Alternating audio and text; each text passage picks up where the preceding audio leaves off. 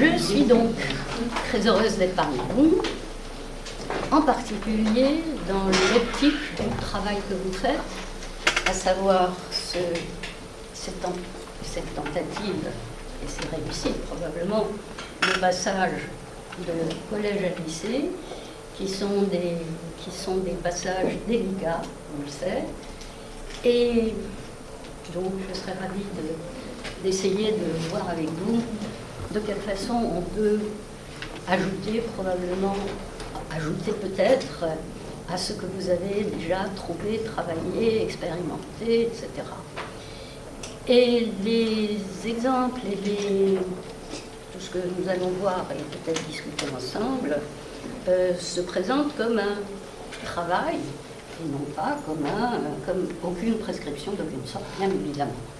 Et par ailleurs, vous pouvez intervenir à n'importe quel moment, au contraire, si ça évoque chez vous, comment dirais-je, un argument supplémentaire, ou au contraire une objection, ou ce que vous voudrez.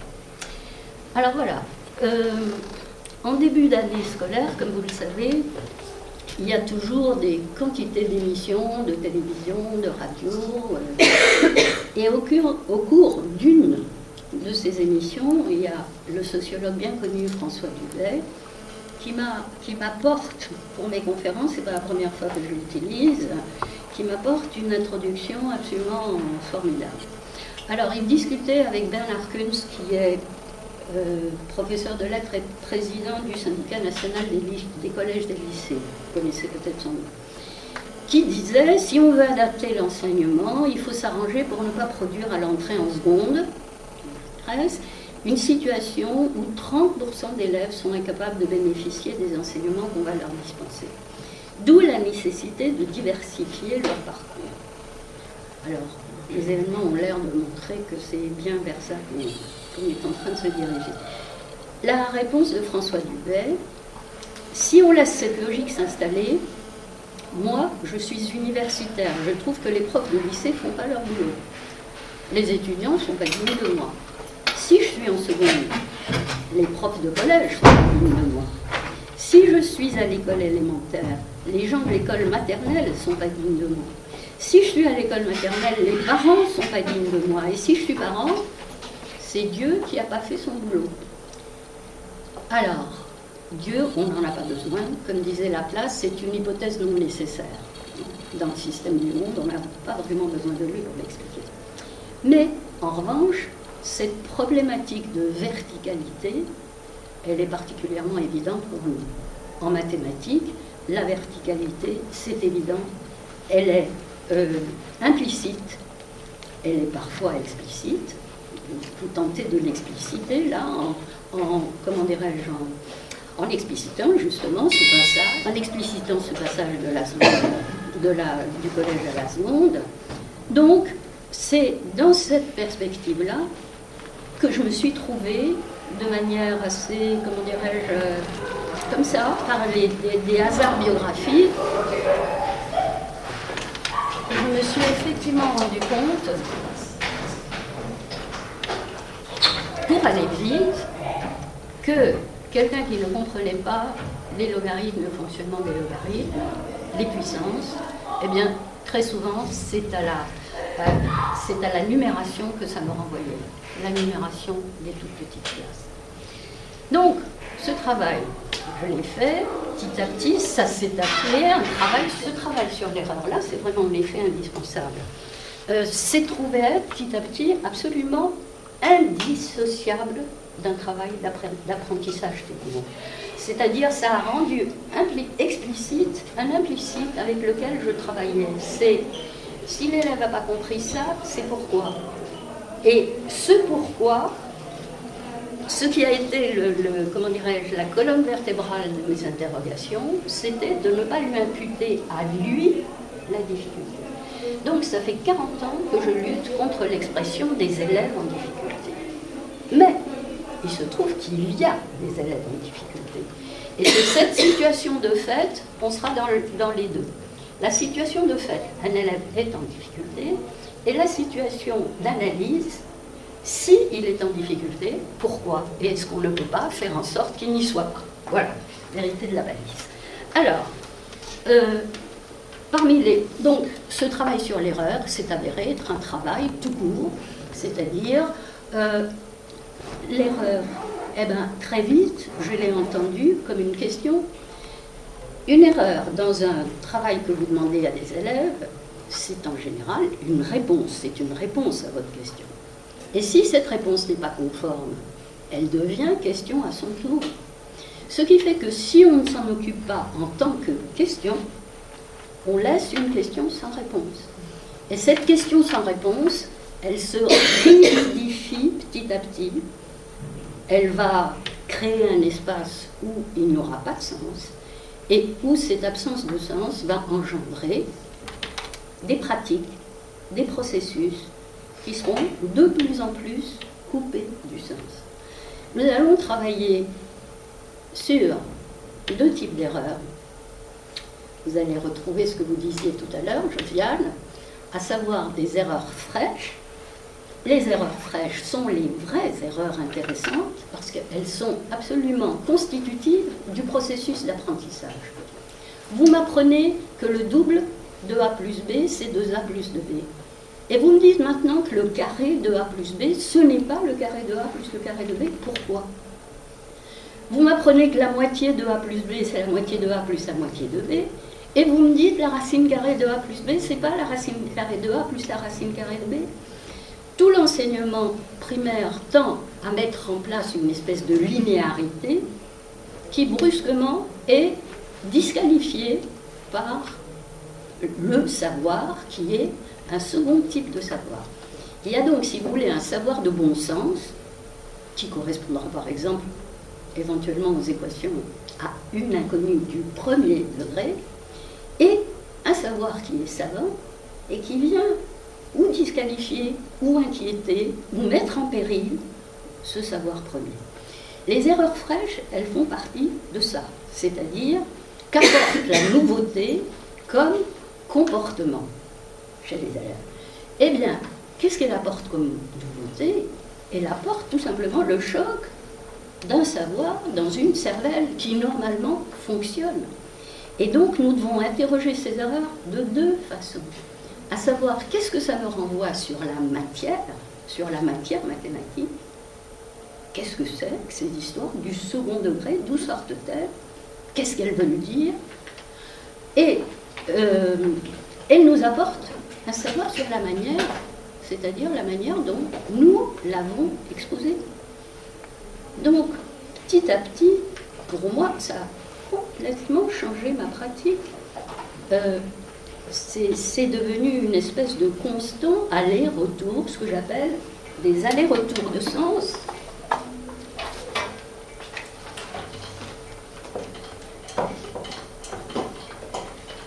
Des allers-retours de sens, ça veut dire que quand une chose est dite et qu'elle vous revient sous forme de réponse qui est éventuellement une question, comme je vous le disais tout à l'heure, ça fait un aller sans retour.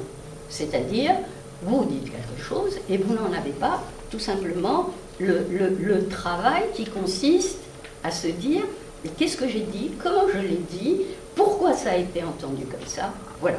Bon. Eh bien, en français, nous avons un verbe qui est le verbe entendre et qui veut dire deux choses.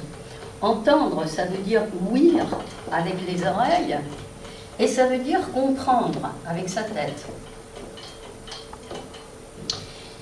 Eh bien, c'est là que, très souvent, entre la chose entendue, oui, et la chose non entendue, c'est-à-dire non comprise, qu'il y a un écart qui se fait. D'où l'importance de la langue, d'où l'importance des choses dites et des choses lues, et ce que je dis être la cohérence entre le lu, le su, le vu et l'entendu.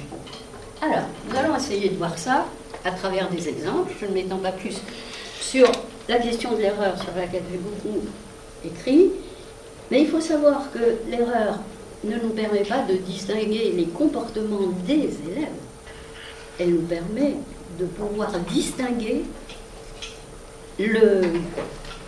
comportement d'un élève avec lui-même. Si vous voulez, l'erreur, elle est un moyen d'exploration d'un psychisme.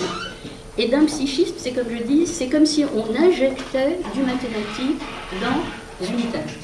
Comment cette tête réagit-elle? Eh bien, en travaillant sur l'erreur, l'élève, il apprend à se connaître.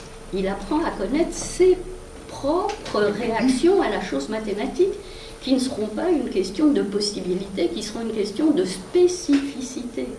Parce qu'il y a beaucoup de choses qui seront entendues la veille, ou à la télé, ou à la maison, ou dans la rue, ou lues.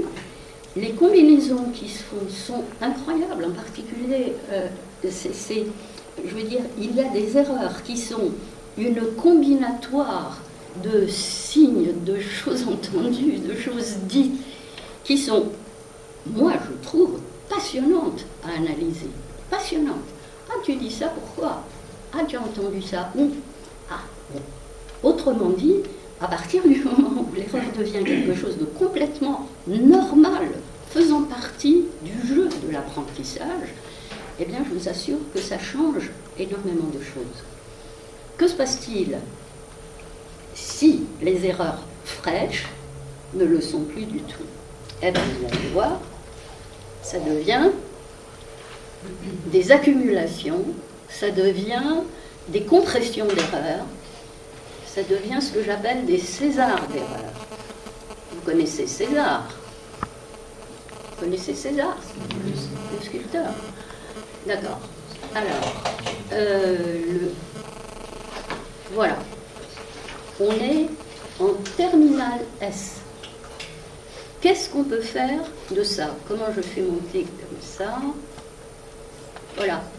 Il s'agissait de trouver les limites de f d'x égale racine carrée de x4 plus, etc., en comparant à la fonction x2 de façon à pouvoir dire que, comme on connaît la fonction carrée, on peut connaître les limites de celle-ci. Vous voyez ce que ça donne? Racine carrée d'x4 plus 3, etc., plus grand qu'x2. On passe l'x2, il va se nicher sous la racine. Il y en a un en haut et un en bas. Tiens, ben, on peut les éliminer. Et puis, voilà, c'est beaucoup plus propre comme ça. Et puis le 3, il peut passer de l'autre côté. Et puis là, il est un petit peu resté en panne. Hein. Enfin, tout le reste, il n'a vu que ça en classe. Il n'a vu que ça en classe. Il a vu des passages, des racines qui, je veux dire, il n'a pas compris autre chose que de simples pratiques. Là, il est un peu tard et je vous avoue que, avec même ma vision la plus optimiste des choses, je pense qu'en terminale S, là, ça ne doit pas être très facile de faire réintégrer un volume de connaissances suffisant pour ce concours. Mettons-nous dans une... Alors, là, la situation idéale, c'est évidemment le CP. Vous n'y êtes pas. Mais si, au CP, on se mettait à travailler comme ça, c'est-à-dire que la moindre erreur faisait partie du processus d'appropriation du sens, eh bien, on aurait vraiment une situation différente. Hein. Il y a plusieurs écoles qui se mettent à travailler comme ça, mais encore faut-il que le mode de travail, le programme s'y prête, ce qui n'est pas tout à fait le cas actuellement, mais dans certaines écoles où on expérimente tout ça, l'attitude des enfants est complètement transformée. Comment dirais-je, le programme PISA, que vous connaissez certainement, a remarqué une chose sur les élèves français, donc il y a des choses avec lesquelles je ne suis pas d'accord, mais là où ils disent que les élèves français ont ceci de particulier, que s'ils ne sont pas sûrs d'eux, ils ne répondent pas, tant qu'ils ont peur de se tromper, ben ça en dit long, quand même. Voilà, la crainte de l'erreur, au lieu que l'erreur fasse partie justement, de la personnalité de l'élève. Tiens, ça c'est encore une chose, tu vois, tu l'as déjà faite il y a quelque temps, décidément ça te tient à cœur, hein, tu penses vraiment que, bon, ou tu as la linéarité accrochée au corps, hein, tu as envie que ce soit comme ça, mais je suis désolée, c'est pas comme ça. Voilà, ça change tout. Je veux dire, c'est pas il est incapable de, c'est il entre dans une manière de faire qui est complètement surdéterminée par ce qu'il a appris, par ce qu'il a vu, par ce qu'il a entendu, etc.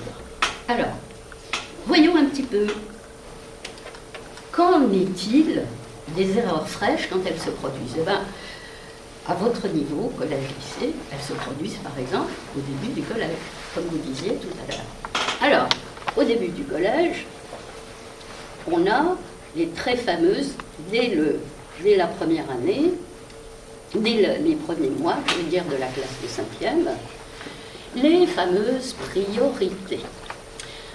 Alors, voici copie de Eric à 1 mois d'intervalle avec priorité à la multiplication. Vous voyez, c'est la même écriture, c'est le même professeur, c'est le même type d'exemple, c'est-à-dire avec... Est-ce que tout le monde voit bien là? Non, non. Non? Vous ne voyez pas? Ben, il faut vous approcher. Vous ne pouvez pas? Qu'est-ce qu'il y a qui ne va pas? C'est pas assez haut? Là? C'est bon?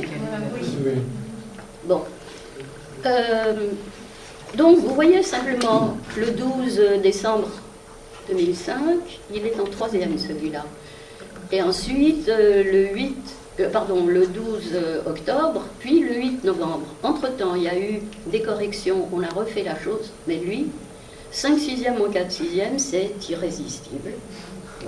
7 12e moins 5 12e, c'est irrésistible. J'ai vu dans les évaluations 2009 que vous aviez données, vous n'avez pas donné ce que j'appelle des priorités, comment dirais-je, des expressions appétissantes. Ça n'est appétissant que si vous avez 7 5e moins 3 5e. Si vous avez 7 5e moins 3 quarts, ça peut être dissuasif et ça peut être juste, pas parce qu'il a compris, mais parce qu'il y a une petite résistance là à la réduction même des dénominateurs. Bon, donc ici, complètement cédé à la tentation. Alors là, ça n'est pas du tout de la nouveauté. On va la trouver ici, la nouveauté. Alors, la nouveauté, en 85, comme en 2005, vous voyez que je travaille sur la longévité de la nouveauté. Eh bien, la petite Alice, en 85, qui est en 5e, elle a appris un petit paragraphe concernant les priorités. Quand il y a des parenthèses, on fait les calculs entre parenthèses, vous savez bien, ça prend 3 livres, on fait les calculs d'abord, etc. Eh bien, vous voyez ce qu'elle a fait. La parenthèse d'abord, 67 plus 13, on fait 23 après, ça fait 103, pas trop gênant, du fait que c'est une somme. Ici, 19,5 plus 14,3, ça fait 33,8, moins 51,5. Alors, ce qu'il a dissuadé ici, c'est de soustraire, mais elle aurait su le faire, elle aurait trouvé évidemment l'opposé de ce qu'il fallait trouver. Bon. Regardons à côté. À côté, c'est la multiplication à priorité sur l'addition et sur la soustraction, sur le reste. Encore une fois, il y en a des pleines pages. Donc, oui, je oublie. Eh bien, vous voyez ce qu'elle a fait. L'énoncé, c'était 5 plus 4 multiplié par 7. Elle a écrit 4 multiplié par 7 plus 5. Elle a fait la somme, etc. Le grand C, c'était 8 multiplié par 5 plus 2 plus 4 multiplié par. Elle a écrit tous les produits d'abord. C'est-à-dire 8 multiplié par 5 plus 4 multiplié par 6, etc. Et le professeur qui lui dit, n'inversez pas sans raison. Sophie, vous qui parliez des priorités tout à l'heure, est-ce qu'elle inverse sans raison? Ça a un sens puisqu'on les fait dans cet ordre-là. Pour l'élève.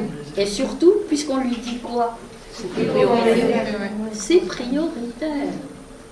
Voilà. l'erreur fraîche type, voilà un mot qui est nouveau dans le savoir, prioritaire, et qui dit que quelque chose doit passer avant autre chose.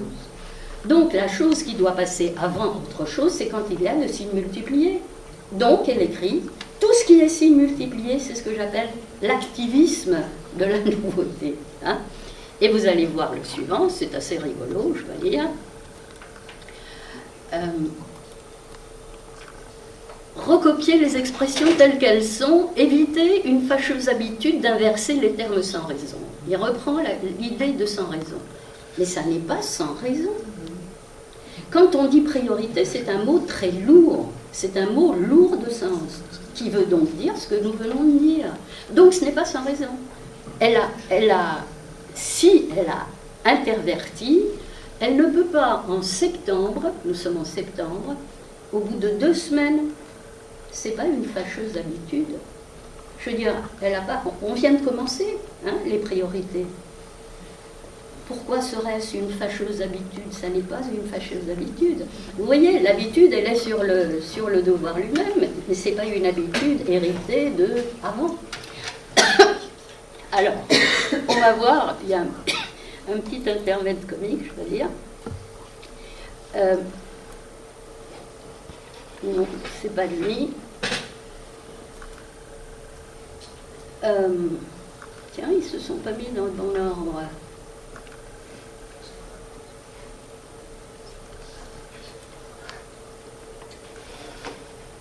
Oui, il y en a une qui me manque.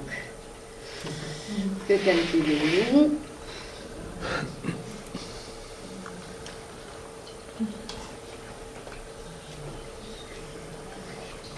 Qu'est-ce qui s'est passé là? Bon. Il y a... Alors, je l'ai là. Je ne sais pas ce qui s'est passé. La clé USB avait... Voilà, alors il y a un très joli commentaire. Le professeur qui est exaspéré de passer son temps à réécrire les énoncés, il lui dit « Mes erreurs de correction », parce qu'il s'est trompé, il a pensé que l'énoncé était autre chose, puis il a tout passé au correcteur, et en lui disant « Mes erreurs de correction viennent de vos initiatives malheureuses ». Alors, pour une fois qu'elle avait des initiatives, la pauvre enfant. Alors, voici donc une erreur fraîche. Nous sommes là dans l'activisme qui est dû à la compréhension du mot. Tout à l'heure, nous étions dans autre chose que nous allons voir donc dans l'exemple suivant, que voici. Alors, ce que j'appelais tout à l'heure les expressions appétissantes, c'est-à-dire... Supposons ici 24 moins 4, c'est tentant, ou bien 4 plus 3, c'est tentant, ou bien 1,5 plus 2,5. Eh bien, la petite Anaïs, elle fait justement, comment dirais-je, elle est entre activisme et passivité. C'est-à-dire... elle a rajouté des signes de façon de se mettre à l'abri. C'est exactement ce que vous disiez, Sophie. Elle a rajouté des parenthèses. Vous les voyez? Et elle lui dit, il n'y a pas de parenthèse. Mais pour se mettre à l'abri, pour arriver à faire les choses sans être rongée par l'incertitude, elle a mis ses propres parenthèses. Bon, donc, effectivement, il n'y a pas de parenthèse. Ceci n'est pas l'énoncé. Il faut recopier l'énoncé sans le modifier, puis appliquer les priorités. Et là, elle s'est fabriquée elle-même non, c'était bien 18 moins 2 multiplié par, elle a fait le 18 moins 2 égale à 6. Ah oui, c'est ici qu'elle s'est fabriquée elle-même un piège. 4 fois 15 moins 15 égale 4 fois 0. Bon. Alors, voici en janvier, c'est-à-dire encore un mois plus tard ou 2, 7 cinquièmes moins 2 cinquièmes égale 5 cinquièmes. Donc, il y a quelque chose à comprendre là. On a ou la force du mot, priorité, ou la force des lectures anciennes, ce qu'on appelle des lectures anciennes, c'est-à-dire une lecture qui se fait dans la linéarité. faire pour se sortir de là? Et cette lecture qui est faite dans la linéarité, vous savez très bien à quoi elle est due. Vous devez sûrement voir des élèves qui, quand vous avez cette écriture-là, par exemple, 21 moins 3 fois 5, non, faisons le contraire, parce que là, il ferait 21 moins 3.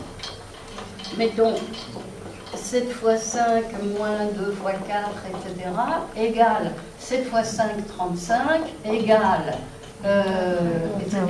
Hein, c'est-à-dire, ils font la première chose. C'est l'école, ça. Et l'école qui vous apprend que si vous avez un signe là, c'est tout de suite ça qu'il faut faire. C'est 23 moins 5, c'est la linéarité. Quand, par exemple, j'anticipe, mais quand je dis ici, mettons 17, voilà, 17 moins 5, ça n'existe pas. Oh, ils ouvrent des yeux extraordinaires. Le 17 moins 5 n'a pas d'existence. Mais il n'a que de l'existence pour les élèves. C'est 17 moins 5 d'abord, multiplié par 2 après. On n'a pas vu de coexistence d'opération. Bon, alors, essayons de comprendre qu'est-ce qui freine à ce point la possibilité de comprendre ces règles de priorité. Il faudrait pouvoir faire des analyses de forme. Il faudrait pouvoir dire...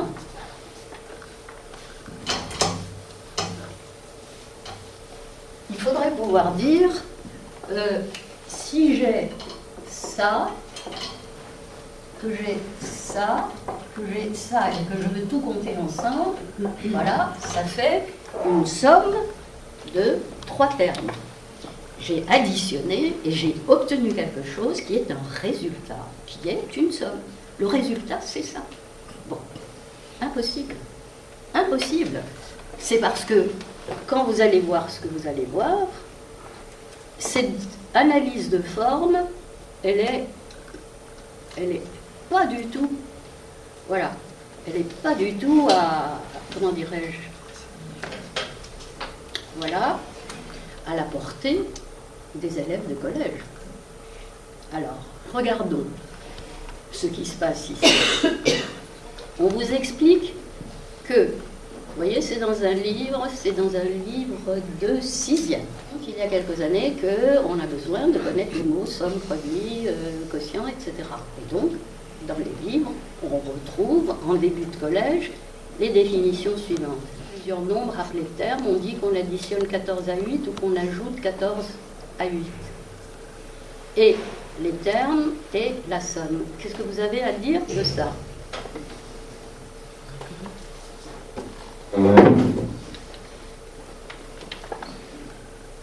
Qu'est-ce que vous pensez de cette définition?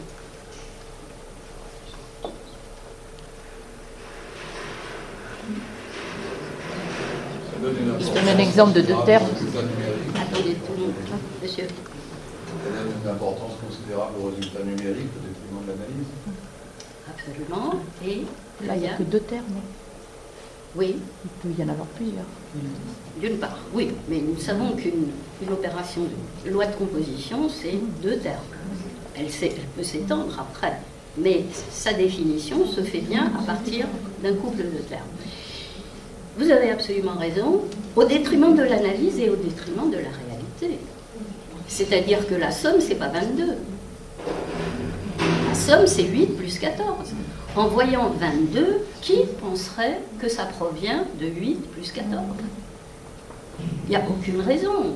22, ça peut être le résultat de milliers de combinaisons, de quelques-unes s'il ne s'agit que d'entiers naturels et d'addition. Donc, 8 plus 14 est le résultat de l'addition. Et vous n'imaginez pas le mal que j'ai quand je fais travailler des professeurs des écoles, de leur faire distinguer l'un de l'autre, pour qu'ils le fassent distinguer à leurs élèves. À l'école primaire, on mélange pour l'instant, et c'est un des pires archaïsmes, une des pires difficultés que vous avez au collège et au lycée, distinguer l'opération du calcul.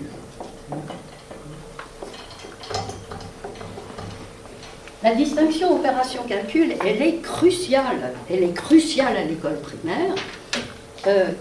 Nous ne sommes pas, c'est pas mon sujet ici, quoique j'ai quelques documents, mais bon, on n'aura pas le temps, où la seule, comment dirais-je, finalité de n'importe quel exercice, c'est de trouver le combien ça fait. Et pas du tout d'avoir, comment dirais-je, réfléchi à, justement, ça met en jeu aussi la question de l'abstrait et du concret. Vous savez qu'à l'école primaire, on leur fait faire énormément de dessins. Hein. Tu dessines la situation. Il y a des enfants qui sont allés jusqu'à dessiner 250 petits ronds signifiant des gâteaux. Alors, une première fois, ils ont dessiné les 250 et après, il fallait les grouper par. Donc, ils ont recompté. Je veux dire, on n'a plus besoin de mathématiques. À partir du moment où on est dans du dessin, on n'a besoin que de compter. Hein, si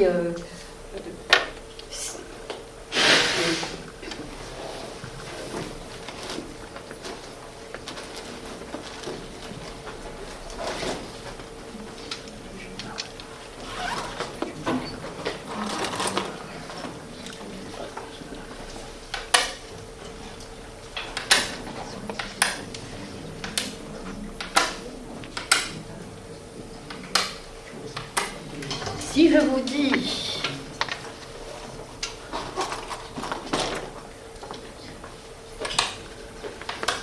voilà, je compte 1, 2, 3, 4, 5, 6, 7, 8, 9, 10, 11, 12. J'en enlève 5, il m'en reste combien? 1, 2, 3, 4, 5, 6, 7. Pas besoin de mathématiques. Les mathématiques, ça commence à papier-crayon, ça commence à l'objet absent. Si l'objet est présent, plus besoin. Vous voulez une mesure, vous mesurez. C'est d'ailleurs tout l'ennui qu'il y a dans nombre de problèmes de géométrie. Les élèves prennent la règle. Bon, ben bien sûr, la matérialité de l'objet fait que, s'il est là, je ne vois pas pourquoi on se casserait la tête. Donc, la question des opérations, elle est cruciale. Il y a, parce que moi je disais à vos collègues, je travaille justement sur la manière dont l'école n'arrive pas à préparer justement les enfants à cette, comment dirais-je, à ce rapport-là, un rapport mathématique au nombre, un rapport mathématique aux opérations et au calcul. Et je suis en train de travailler sur le chapitre que j'ai appelé la malédiction de l'addition. Nous allons la retrouver, la malédiction de l'addition. C'est-à-dire, on additionne n'importe quoi avec n'importe quoi, d'où les 2A plus 3B égale 5AB direct. Tu as 2 œillets et tu as 3 roses, ça fait combien de fleurs? Mais c'est sur les œillets et les roses qu'on va compter les fleurs. Si on disait 2 fleurs plus 3 fleurs à la rigueur, on dirait 5 fleurs. Et on n'est pas en mathématiques. Mais il faut que l'identité des objets soit les mêmes. Bon, bref. Donc, la question fondamentale, une opération, elle est destinée à quelque chose et elle est sécrétée par quelque chose et destinée à quelque chose. En ceci, les maths modernes avaient du bon. Elles avaient apporté, je sais qu'il est bien vu maintenant d'en dire tout le mal possible, imaginable, mais l'idée qu'à partir de 2 nombres, A et B, on obtient, avec une loi de composition étoile, A étoile B, voilà, c'est fait. L'opération est faite. Et ça n'est pas très difficile, le travail que je fais avec les enseignants, quand vous dites par exemple, voilà, comment je trouve le chemin qui me mène de là à là, sachant que, eh bien, si je fais grand L plus petit l, j'ai fait quelque chose. Ça fait combien? J'en sais rien. Mais j'ai fait quelque chose. J'ai obtenu quelque chose qui s'appellera une somme. L'opération s'appelle l'addition.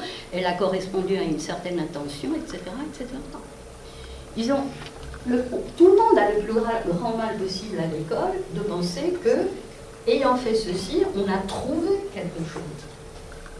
On a trouvé l'air, etc., etc. Bon.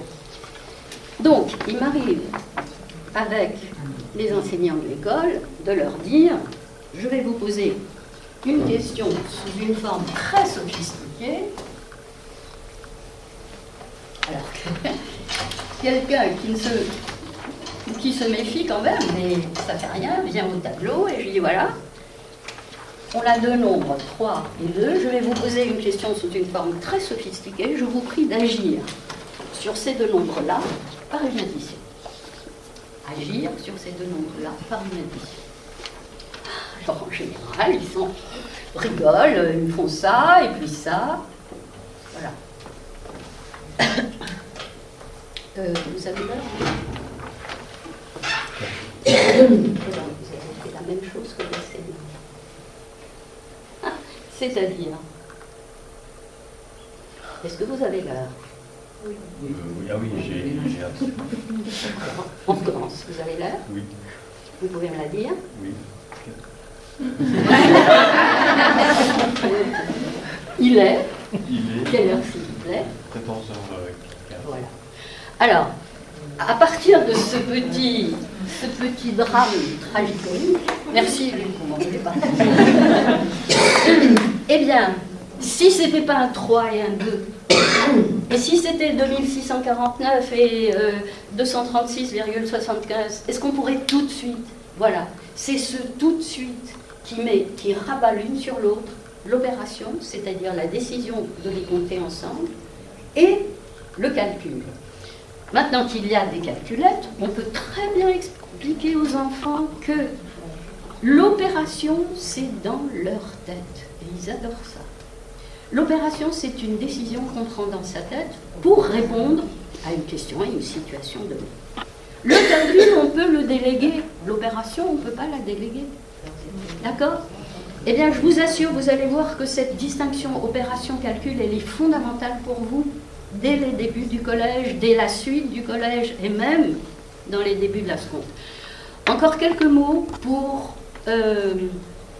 à propos de cette définition. Donc, déjà, il y a une erreur. Hein. La somme, ce n'est pas 22, c'est 8 plus 14. Est-ce que vous voyez autre chose? C'est pour moi, ça? Je fais comme si.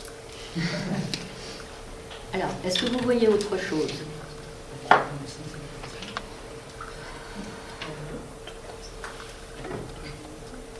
Non? Il manque le sens de l'opération. Il manque la signification de ces opérations. Là, on a nommé des opérations sans dire ce que ça recouvre. Exactement. C'est-à-dire qu'il y a une circularité. L'addition, c'est pour trouver une somme, et une somme, ça se trouve comment? Grâce à une addition. Et l'addition, ça veut dire quoi? Et ça sert à quoi? Voilà. Vous me direz, c'est pas facile à... non, ce n'est pas facile. On peut au moins prendre une distance avec. C'est-à-dire dire que ça répond, on parlait de nécessité tout à l'heure, les choses qui arrivent avec nécessité, eh bien, que ça répond à une nécessité. Mais qui est justement quoi? Qui est justement l'absence? Qui est justement la distance. J'ai dans un sac 456 oranges et dans un autre, j'en ai 253. Si je les mets tous dans un bon, ça fera combien? Je ne vais pas m'amuser à les compter, je ne vais pas m'amuser à les dessiner. C'est là que papier, crayon prennent leur place, plus la nécessité d'une opération. D'accord? Il y a encore un défaut à cette définition-là.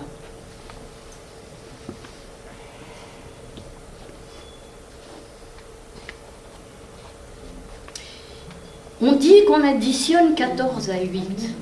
Pourquoi? Oui. Oui, en fait, on dirait qu'il y en a un qui agit sur l'autre. Exactement. Alors qu'ils sont... Exactement. C'est-à-dire, alors qu'ils sont, comment? Qu'ils sont? En fait, ils pourraient traverser. C'est une opération symétrique. C'est une opération qui? C'est symétrique comme loi. Oui, c'est-à-dire que, en effet, il y a la commutativité, mais quand même, quand on dit additionner, est-ce que c'est tout à fait la même chose qu'ajouter? Eh bien, il y a une nuance de sens importante. C'est que quand on additionne, les deux termes sont contemporains l'un de l'autre. J'ai A et B, je fabrique A étoile B. Tandis que quand j'ajoute, c'est tout le sens des problèmes. il attend, on lui donne tant, combien a-t-il maintenant? Le fameux maintenant, qui veut dire qu'il y a une chronologie, qu'il y a un terme premier auquel on ajoute quelque chose. C'est important dans la mesure où ça met en jeu les questions de variation et de transformation et d'augmentation, c'est-à-dire de fonction. D'accord? Bon, alors, passons et voyons maintenant. Ah oui, c'est marrant. Ça, c'est le livre, on n'a pas eu le cahier. Pas très... Alors...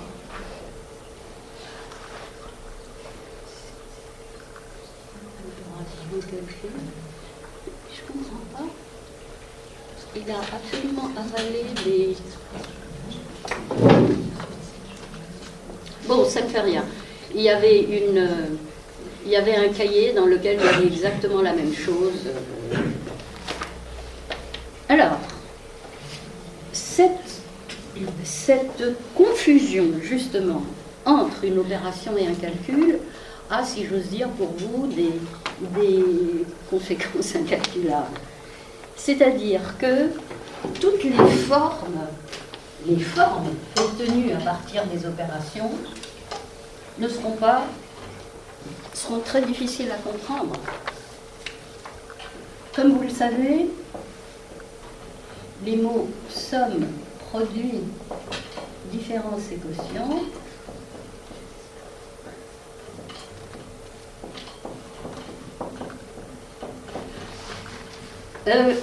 si un élève ne sait pas qu'une somme se fait avec des signes séparateurs, tandis qu'un produit, ce sont des signes agrégateurs, c'est-à-dire le produit agrège, les sommes désagrègent, si j'ose dire. Ça n'est pas difficile, au collège, de reconnaître des formes. Une fois qu'on sait ça, par exemple, on écrit « Qu'est-ce que tu penses de ça ?» Oh ben c'est une somme. Et maintenant, un produit. Et maintenant, une somme. Et maintenant, un produit. Et maintenant, un produit. Et maintenant, plus un, une somme.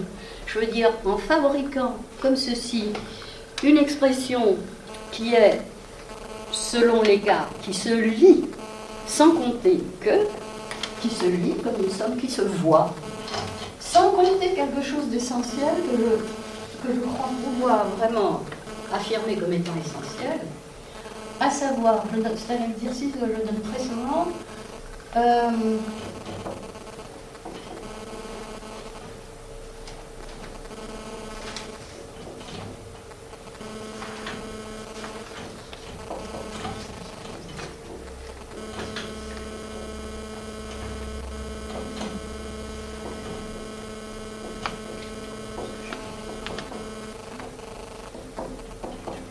non, pardon.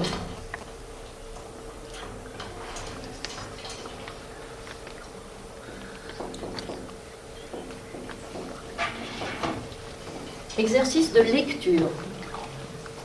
Alors, en général, je demande qu'on remplace A, B, C, D par des nombres faciles. Ce n'est pas le calcul qui a de l'intérêt, c'est de savoir si les formes sont reconnues en tant que telles. Par exemple, A égale 10, B égale 5, C égale 3, D égale 2. Bon, très bien. Si les élèves, et il y en a évidemment, qui trouvent 75, 75, 75, 75, ce qui veut dire qu'ils ont tout lu pareil. Ce qui veut dire qu'ils ont fait dans la linéarité ça plus ça, multiplié par ça plus ça. Bon. Alors d'accord, donc on fait lire à un élève. Vas-y, tu lis à haute voix. A plus B. Non. Non. Recommence. A égale. Oui. A plus B. Non. Alors là, voilà. Il y a des petits chocs comme ça de savoir qui sont tout à fait intéressants. A plus B. Non. Il n'y a pas A plus B. Alors qu'est-ce qu'il y a? Eh bien, on va analyser ça. C'est une somme. de combien de termes? 2 termes, lesquels A, tout seul, B fois C plus D, tout seul. Alors on relie, et par la voix, il passe du sens. Donc A égale, vas-y, A, avec la voix qui remonte. Ça, dans aucun livre, on ne peut le lire, je ne peux l'écrire dans aucun livre. Il faut une personne vivante pour ça. A plus B facteur de C plus D. Ah, c'est fini, c'est plus pareil. Donc, si j'ai des nombres, je ne vais pas me précipiter. Si j'ai 10 plus 3 facteur de 4 plus 5, ben ça ne fera pas 13 fois 9. Ça fera 10 plus 3 fois 4 plus 5. Deuxième lecture, après deuxième analyse, qu'est-ce que c'est? Une somme. Combien de termes? 3. Lesquels? A, B fois C, D. Vas-y, tu lis. A plus B fois C plus D. Voilà. Le sens, il passe par la voix, par la lecture, par la coïncidence entre le lu, le su et l'entendu. Et ça continue. Alors, est-ce que j'ai A plus B quelque part? Eh bien, pas encore. A plus B facteur de C plus D. Somme de 2 termes. D, A plus B, le voilà. A plus B, facteur de C plus D. C'est un seul terme qui est un produit. Un produit de quoi? De 2 sommes. Comment je peux le calculer? Ben, quand j'aurai les sommes, je serai obligé de les mettre en clair pour pouvoir calculer. Quand est-ce que je peux calculer une somme, un produit, etc. Ben, quand les 2 termes sont en clair, c'est-à-dire qu'ils ne sont pas eux-mêmes sous forme de quelque chose d'autre. D'accord? Donc, vous voyez, tout ce travail sur les erreurs de ce qu'on appelle priorité, en réalité, ça renvoie tout simplement à ça, l'incapacité où sont les élèves, parce qu'ils n'en ont pas les moyens d'analyser des formes. Donc, quand vous allez utiliser avec eux les mots somme, produit, quotient, etc., ça fait un vacarme dans leur tête. Un vacarme. Une somme, ça peut être une somme d'argent, un produit, ça peut être un produit ménager, je vais dire, c'est du bruit, ça ne renvoie à rien. Donc, on est obligé au collège de reconstruire ça. Je sais que vous avez des collègues, j'ai vu ça sur le web, qui disent, en seconde, on n'a pas à rétablir le sens de somme, produit, etc. C'est vrai, ça devrait être fait. Mais si ça ne l'est pas, si ça n'est pas en classe, si vous repérez justement que les formes, proms, etc., les calculs ne sont pas, que faire? Donc, je crois que ça n'est pas difficile, juste en seconde, compris, de pouvoir retravailler la question des formes. Ne serait-ce déjà que les reconnaître, et une fois qu'on les a reconnus, de faire les calculs qui vont avec. Les calculs, il suffit que les calculs soient simples, c'est pas la peine de les parsemer avec des racines carrées, des fractions et des décimaux. Il suffit que ce soit simple pour que simplement on comprenne et qu'on renvoie ce mot priorité ailleurs. Priorité, je n'ai pas trouvé de trace de ce mot avant la réforme des matériels. Je crois qu'il est venu. Ben ça, c'est pas une conquête, hein, parce que c'est une règle qu'on apprend par cœur, sans la comprendre, avec. Vous voyez le poids qu'elle a. Bon, j'ai prévu qu'on parlera aussi des équations, donc je ne vais pas m'attarder. Alors, justement. On peut vous poser une question? Oui, bien sûr. J'en profite parce que je n'ai jamais obtenu une réponse claire là-dessus. Pourquoi la multiplication est prioritaire sur l'addition, si ce n'est parce qu'on a établi cette propriété sur la loi? Mais moi, quand les élèves me posent la question, j'ai l'impression que c'est un dogme et que je ne saurais pas leur répondre. Et je suis bien embêtée. Moi, j'ai mon interprétation, ce qui ne veut pas dire qu'elle soit... Vous savez, les écritures ont mis beaucoup de temps à se stabiliser. Elles ont mis beaucoup de temps à se stabiliser. par rapport à des signes, hein, les signes multipliés, divisés, etc., sont arrivés très tard. Eh bien, la manière dont ça s'écrivait au départ, ce qu'on appelle l'algèbre rhétorique, c'était avec P pour plus, M pour moins, et je ne sais plus, il devait y avoir un signe pour multiplier, c'est dans le dictionnaire, mais je ne me souviens plus très bien. Mais moi, je dis que simplement, ça a l'air de suivre le langage.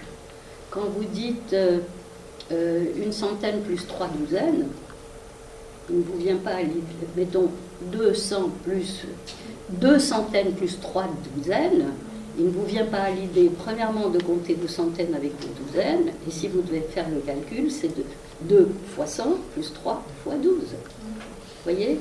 Donc, le signe, l'idée de multiplication, elle est agrégatrice. Et d'ailleurs, vous me mettez tout de suite sur une chose que je trouve qui importe à l'extrême, c'est-à-dire le sens de la multiplication. Je pourrais très vite, là, vous dire une des énormes difficultés qu'ont les élèves aussi. Alors là, c'est, je disais tout à l'heure, la malédiction de l'addition. Attendez, on va y revenir. Alors, voilà les conséquences. Alors, pourquoi est-ce que j'ai confusion 2 avant confusion 1? Ben parce que le 1 a disparu, c'est pareil. Il est en dessous. Vous le voyez? Oui. Ah oui.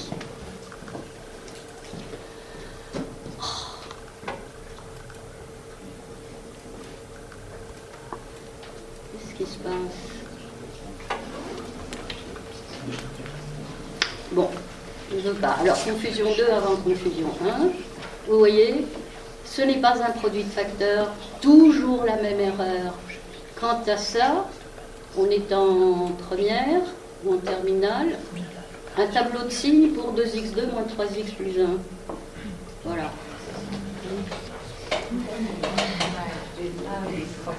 Voilà. Tableau des signes uniquement pour les produits et les quotients. Encore faudrait-il savoir, seulement on est en terminale là. Vous voyez, quand les choses s'accumulent,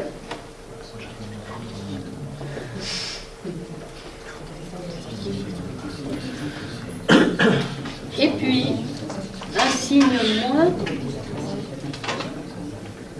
x moins 5 facteur de moins x moins 5 moins x plus 5, etc. Eh bien, voilà une équation à laquelle il y aura 4 solutions. 3 parce qu'il y en a une double. Le signe moins n'est simplement pas vu comme un signe moins. Il ne voit que les binômes du premier degré. Voilà. Alors,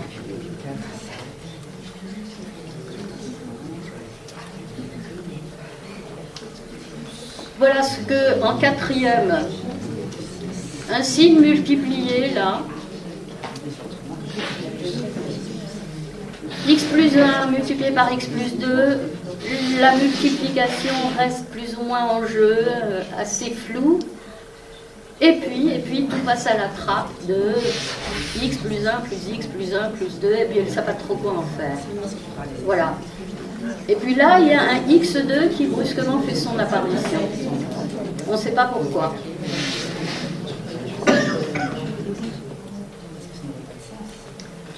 Alors, vous confondez multiplier plus et moins.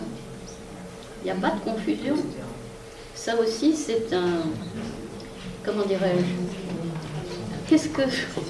Il y a un vice logique dans le fait de dire vous confondez. Est-ce qu'on peut confondre au présent? Est-ce qu'on peut? Je sais bien qu'on est après déjeuner, mais est-ce qu'on peut confondre au présent? Est-ce qu'on peut dire je confonds? Je confonds. Bien sûr. Parce que si je confonds, je ne confonds pas. D'accord? Ça veut dire que je n'ai qu'un seul objet en face de moi. Si je confonds, confondre, c'est fondre en un seul. Donc ça veut dire que quand je dis je confonds les deux jumeaux, c'est je n'en vois qu'un. Ça veut dire que je vois tout le temps la même personne. Bon. C'est quand je ne confonds plus que je peux dire j'ai confondu.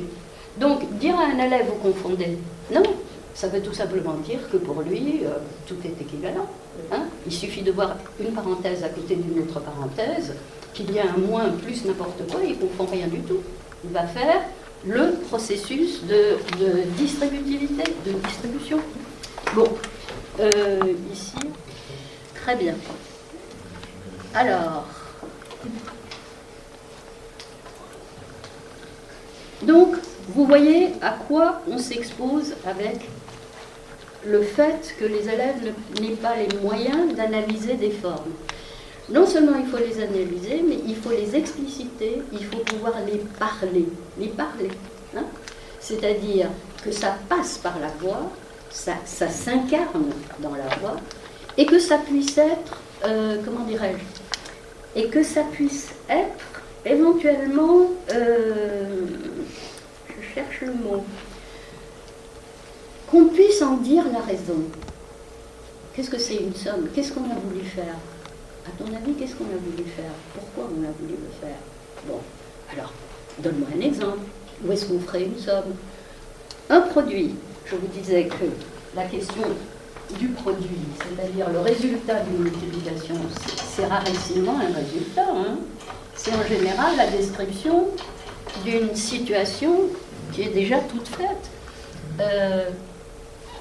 Comment je vais dire ça?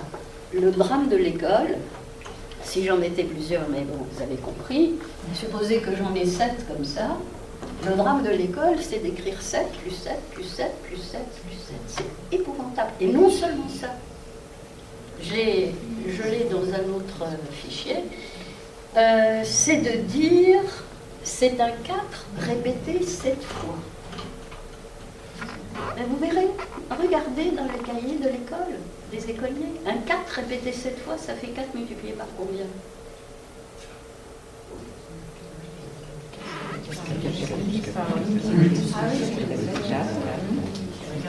Ça fait 4 multiplié par 8, c'est exactement comme quand on travaille sur les puissances. C'est exactement la même chose. Qu'est-ce que c'est A puissance 3? C'est A multiplié par lui-même 3 fois. Ah bon? Alors, une fois, 2 fois, 3 fois,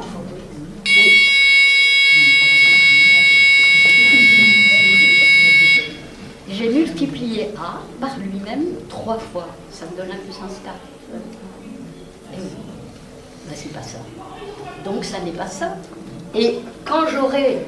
Alors je leur dis, ah bon, d'accord, et A puissance 100, A multiplié par lui-même 100 fois, ah bon, etc. Bon. Mais on sait très bien, parce que la première réponse qu'ils donnent, c'est aussi A fois A fois. Alors à ce moment-là, je leur demande, A à la puissance 100, tu vas pas me dire A fois A fois A fois A fois. Bon, alors c'est quoi? Eh bien, A multiplié par lui-même 100 fois. Je dis, d'accord. Donc, j'utilise cette définition pour A puissance 3, c'est A multiplié par lui-même 3 fois. Mais ça donne A puissance 4. Alors, ah oui, alors c'est A multiplié par lui-même 2 fois. Pour A puissance 3, tu vas dire A multiplié par lui-même 2 fois. Et pour A puissance 100, tu diras A multiplié par lui-même 99 fois. Et pour A puissance M, qu'est-ce que tu vas dire, sachant que ah non, c'est pas ça. Alors, je vous assure qu'arriver à extraire... Donc, quand je dis A multiplié par B, qu'est-ce que c'est? Un produit. On dit un produit de facteurs. Ah, le mot facteur n'a aucun sens dans leur tête. Ou alors, un produit de facteurs. D'accord. Donc, voici un produit de 2 facteurs. Et si j'écris ça, c'est un produit de 3 facteurs. Eh bien, autrefois, on l'écrivait, comme on écrit ça en raccourci, ça, et bien ça s'écrivait comme ça. Ah! Dans Descartes, vous avez ça. Et puis, on a trouvé l'écriture raccourcie que voici. Et qui nous dit quoi? Qui nous dit qu'on a affaire à un produit de 3 facteurs égaux à... voilà le 3 et sa définition simple. C'est A qui est là 3 fois. C'est pas 3 multiplications, c'est A qui est là 3 fois. Et donc, à ce moment-là, nous allons trouver un exemple sur les puissances. Au lieu d'avoir des règles de puissance, au lieu d'avoir A puissance 3 multiplié par A puissance 4, j'ai un produit de 3 facteurs suivi de 4 facteurs, ça fait 7 facteurs, c'est... Donc, ça même, c'est rien du tout. Donc, ce qui manque là, c'est la vision de ce qu'est le raccourci de cette écriture, de ce qu'est ce petit 3 qui n'a plus rien à voir avec celui-là. Et s'il écrit ça, alors moi je l'écris avec des 5, il va falloir apprendre à distinguer ce gros-là de ce petit-là. Eh bien, ils n'ont pas le même rôle, ils ne se comportent pas de la même manière, on ne peut pas calculer de la même façon, etc. etc. Bon. Donc, vous voyez ce travail sur qu'est-ce que c'est qu'une forme, de quoi est-elle le résultat, comment puis-je la dire, comment puis-je la lire, comment puis-je l'entendre, c'est indispensable. Comment vous allez faire du calcul autrement? Je parle de calcul littéral ou tout court. Hein? C'est donc un travail qui vous demandera peut-être un peu de temps en début d'année, mais qui sera incroyablement productif pour la suite, qui vous évitera de vous épuiser, de recommencer à expliquer, à corriger, à dire on l'a fait la semaine dernière, etc. Voilà. Il faut qu'il soit capable de distinguer une somme d'un produit, etc. Alors, supposons, ce qui est le cas, pour cet élève de quatrième, le calcul ne se distinguant pas de l'opération, elle vit vraiment dans ce que j'appelle un brouillard de nombres. Alors vous allez voir, si je n'avais pas été moi présente, je n'en aurais pas cru mes yeux.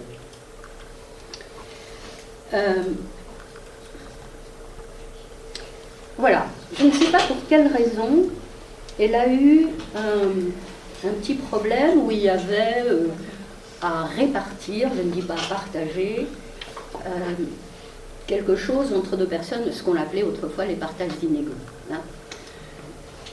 Alors, comme elle n'y arrivait pas, je dis, bon, ben, écoute, suppose qu'il y ait 50 euros, 50 euros, tu les partages, le mot partage cette fois-ci, partage équitable, comme on dit à l'école, tu les partages entre deux personnes. 25, ça sort tout seul. Très bien. Je dis maintenant, on va imaginer que ce n'est pas un partage, mais que c'est une répartition, mot très important, et qu'il y en a une personne qui a 8 euros de plus. Voilà, combien auront chacun? Regardez ce que ça a donné. Je vous répète. Une personne 25, l'autre personne 17. Bon, parce que celle qui a 25 a 8 de plus. Je dis d'accord. Alors, combien y a-t-il, là aussi, mot important, qu'on peut avoir avec les petits? J'ai fait ça aussi en CE2, curieusement, c'était le même problème, quasiment, mais avec 2 de plus. Vous savez, on leur fait beaucoup trouver des moitiés, des doubles et des moitiés, comme ça. Bon, et puis c'était, il y en a un qui a 2 de plus. C'était très amusant avec une petite de CE2. Mais donc, c'est la même chose en quatrième. Alors, ce mot-là,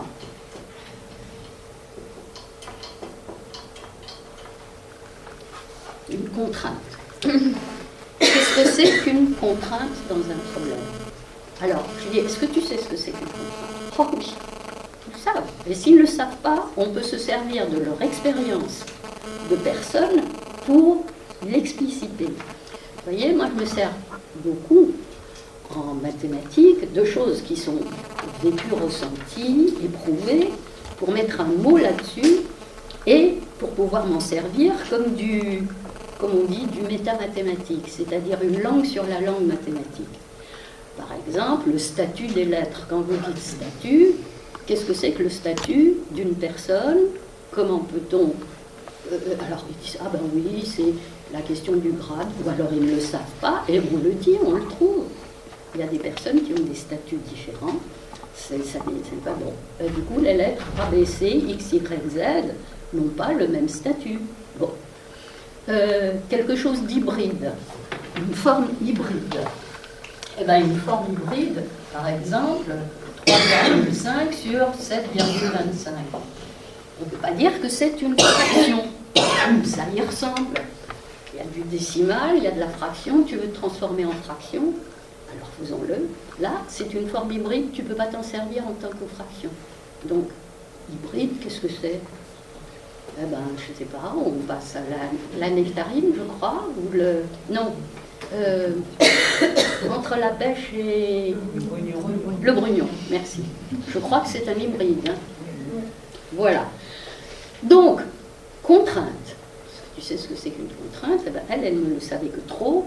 Donc, voilà. Combien y a-t-il de contraintes dans ce problème? Là, tu satisfais à une. C'est-à-dire, il y a une personne qui a 8 de moins que l'autre. D'accord. Mais est-ce que ensemble, elles ont 50? Ah non. Alors, eh bien alors, regardez tout ce qui a été fait. 25 multiplié par 8. 25 divisé par 8, ce qui fait 3,25. 25 plus 8, ça fait 33. Je ne sais pas pourquoi j'ai ce truc.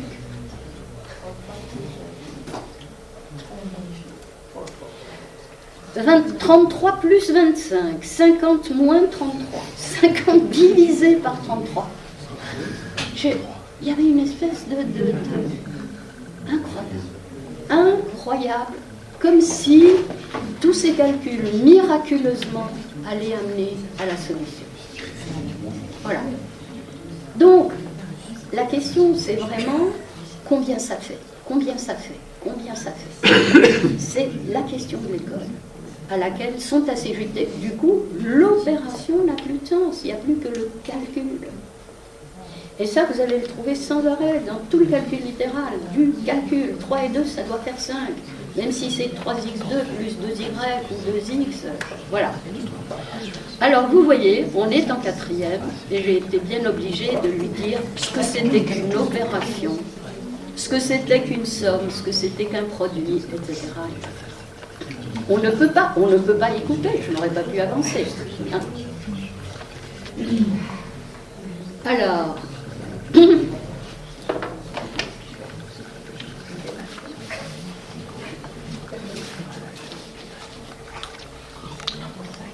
La question donc de l'opération et du ça fait, j'ai trouvé sur le web cette chose assez amusante.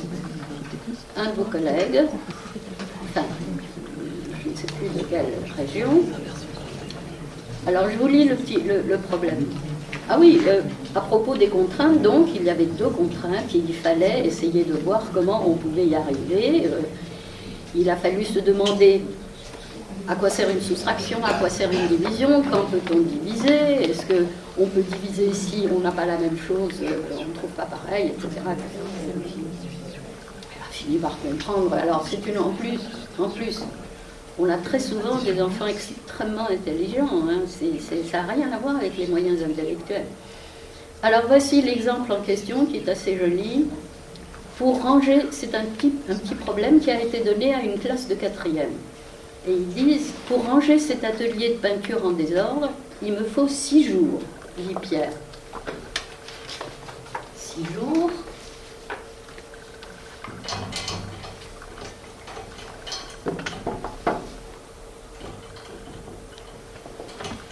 Et à moi, il me faut 12 jours, dit Marie. Donc ça c'est Pierre, je ne sais pas pourquoi c'est Marie qui est...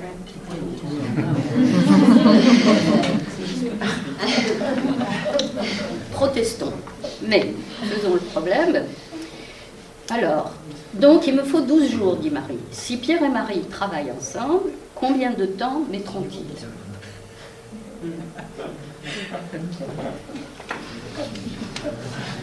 Est-ce que vous devinez quelle est la réponse? Ils ont... Comment? Non? 9. Et j'ai posé, figurez-vous, la question à quelques adultes qui m'ont répondu la moyenne. Ensemble, donc 9. Et alors, ce professeur, voici son commentaire. Comment se fait-il que que dans une bonne classe de 4e, le travail étant à faire à la maison, avec suffisamment de temps et de possibilités d'échange, les 3/4 des élèves m'aient donné la réponse 6 plus 12 divisé par 2 égale 9 jours, ce qui induit que 2 personnes mettent plus de temps qu'une seule à ranger l'atelier. C'est pas tant la réponse fausse qui me surprend, mais la généralisation d'une réponse aberrante sans esprit critique. Et bien là, le mot est lâché. Sans esprit critique. Le résultat peut être à des lieux de vraisemblance du problème donné. Fin valable. Donc, vous voyez les enjeux de opération calcul. Alors, continuons de voir.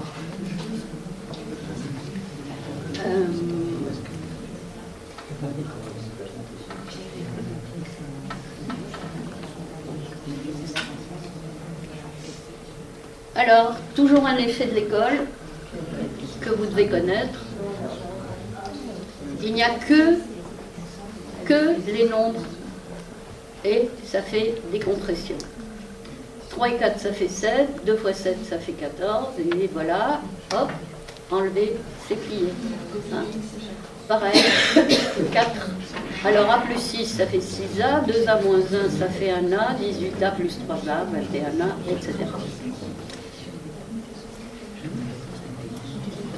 En voici un joli exemple.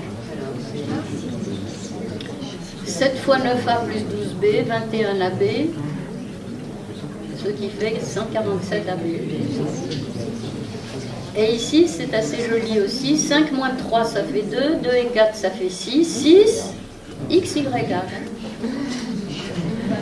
Un des plus beaux exemples de ce genre que j'ai eu, de compression.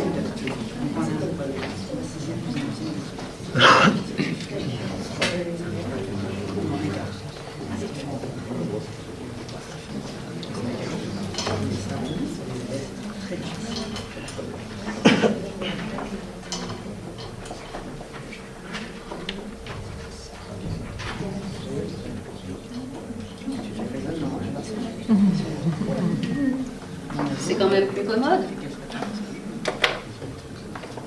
Voilà. On ne supporte pas des formes qui soient émiettées.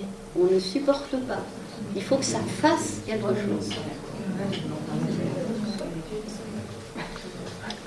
Alors.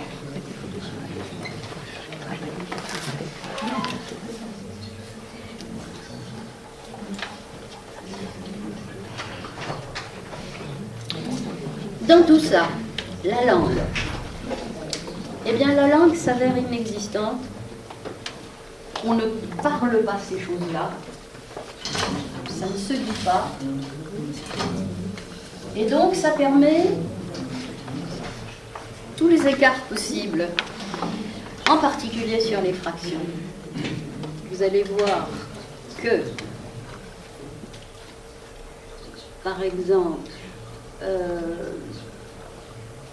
eh ben oui, pourquoi ça passe de 9 à 17? Il y a le 10 plus haut. Le 10 est plus haut, non? Où ça? Non, c'est 18. Ah, le voilà. Ah, c'est complètement en désordre. Hein.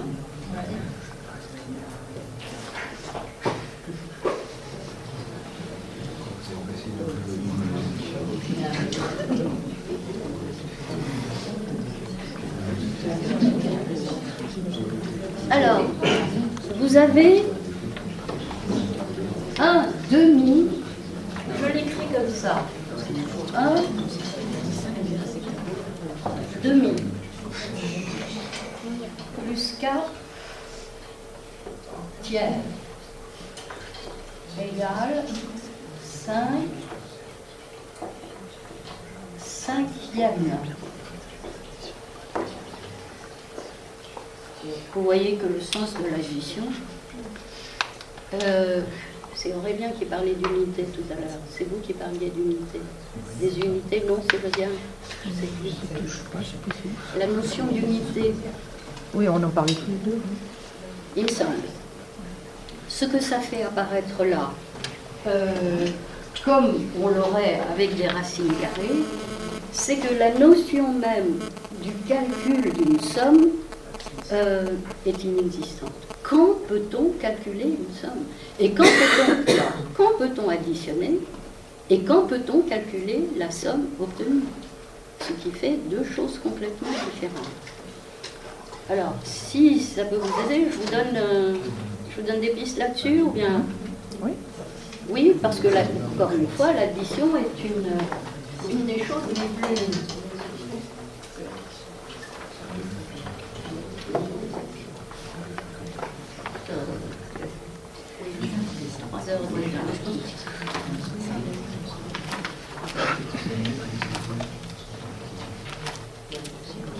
Non, on n'aura pas le temps.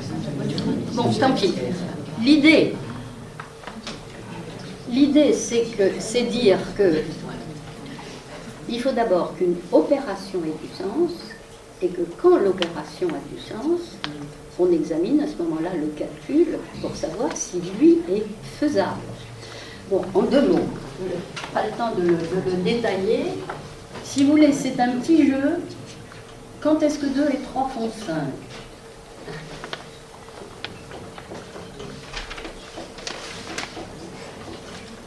Tout ça avec beaucoup de guillemets. Voilà. Eh bien, quand est-ce que 2 et 3 font 5? On s'amuse vraiment et ça joue sur le sens. Donc, disons que, est-ce que ça a du sens d'ajouter des mètres et des litres? Je ne mets pas kilomètres parce que kilomètre au litre, ça faisait que beaucoup me disaient, bah oui, ça fait 5 litres au kilomètre ou kilomètre au litre. Est-ce que ça a du sens? Bah, ça n'a aucun sens de vouloir compter des litres et des mètres. Donc, cette addition, l'addition n'a pas de sens. Hein? On est d'accord? Elle n'a pas le droit d'exister. Très bien.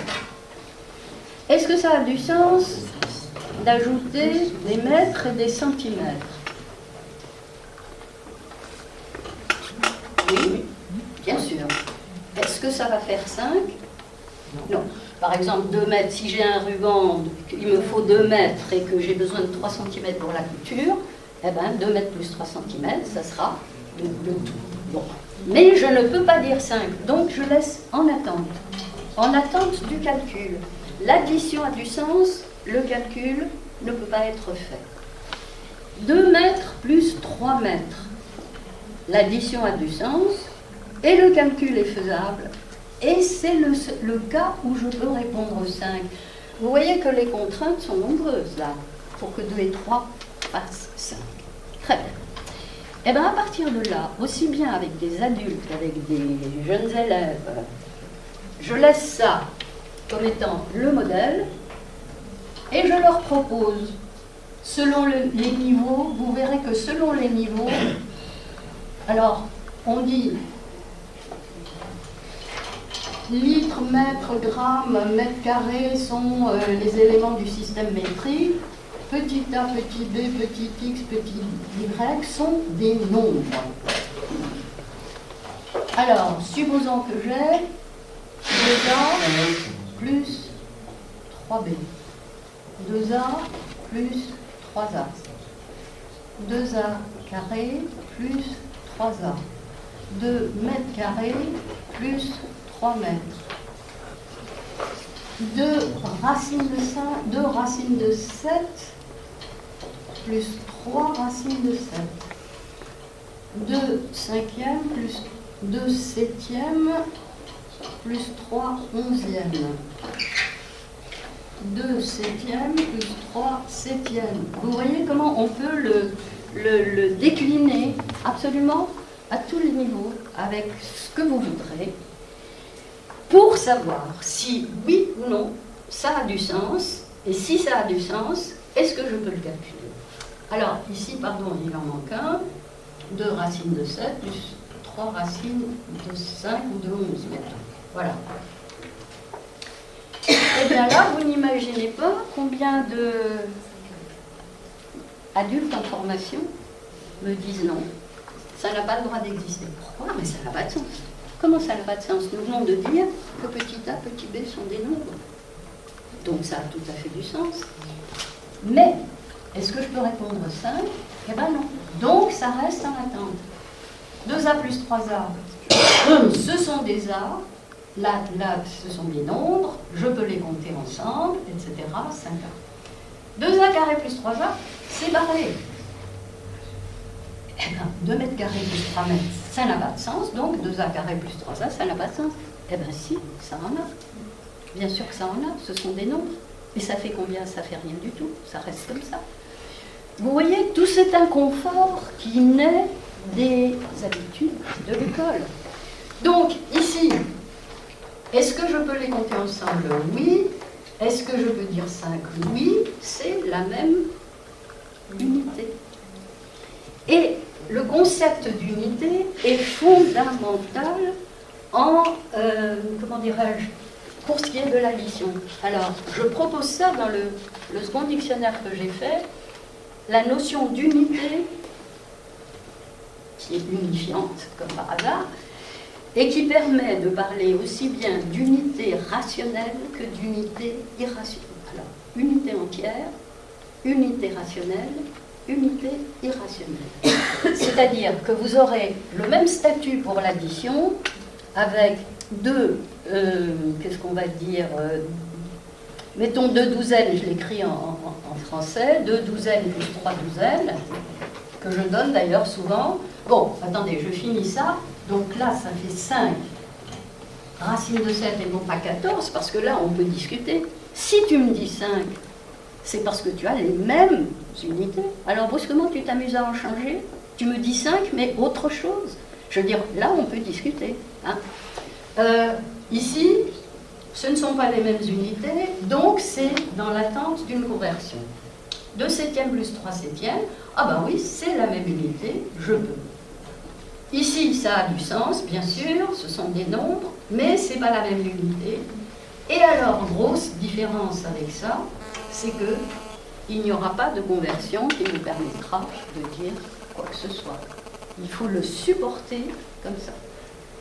Ce qui n'est pas peu de chose pour les élèves de supporter une somme qui est en morceaux. Hein? Voilà. Alors, donc, des unités entières, les douzaines, les vingtaines, les centaines, les milles, les millions, ce sont des unités entières, les 1. Bon, les paquets de 5, les paquets de ce que vous voudrez, les unités entières. Les unités rationnelles, ben, voilà, les fractions toutes. Et les unités irrationnelles, eh ben, les racines de 2, les racines de 3, les racines de 7, tout ce que vous voulez. On ne peut calculer une somme, alors, on ne peut additionner que des quantités qui sont de la même nature. Une fois que l'addition a du sens, on ne peut calculer que des sommes qui sont exprimées dans les